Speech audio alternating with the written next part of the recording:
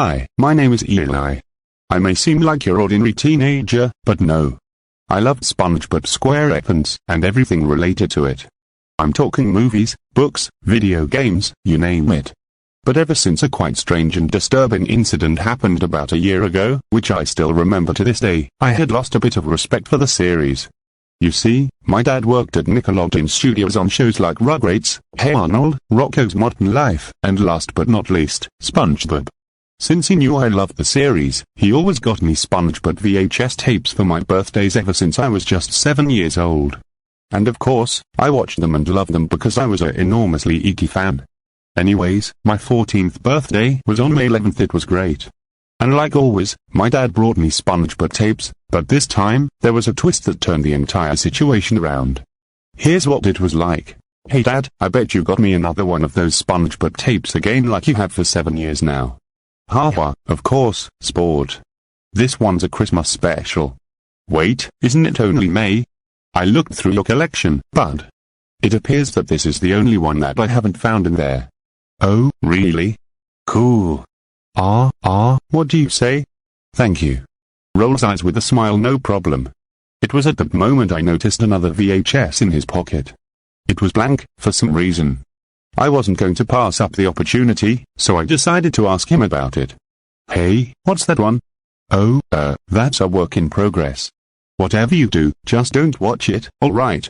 In fact, I was headed over to work right now to edit it, but there's an issue with the storyboarding for an upcoming episode, so I'll leave it in its case.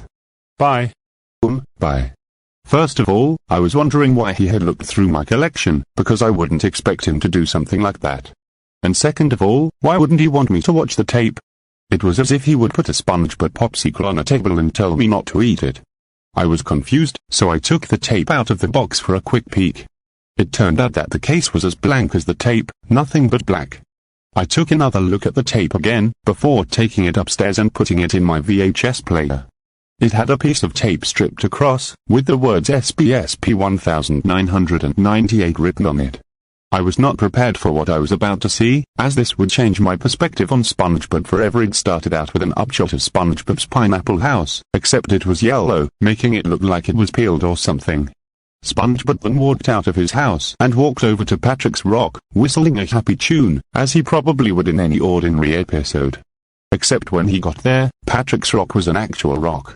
Not brown, but jagged and grey, like average ones. SpongeBob knocked on it, and a deep yelling voice was heard yelling, "Go away." So then I thought that in this pilot that Patrick was the original Squidward. SpongeBob then said, seaman. It'll be fun. This time, the rock opened and Patrick angrily said, "SpongeBob, if you dare bother me again, I will make sure to." He was then suddenly interrupted by what looked like a hard slap in the face from SpongeBob. SpongeBob then spoke these 6 words which I will never forget. "I warned you, you stupid star." I was very disturbed by what SpongeBob said.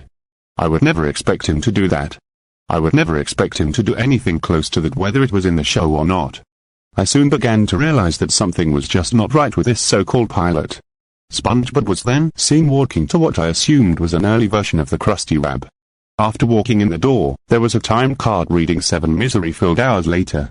I was again confused, as thinking that there probably wouldn't be something like that in the series. Well, unless if that were to be Squidward instead.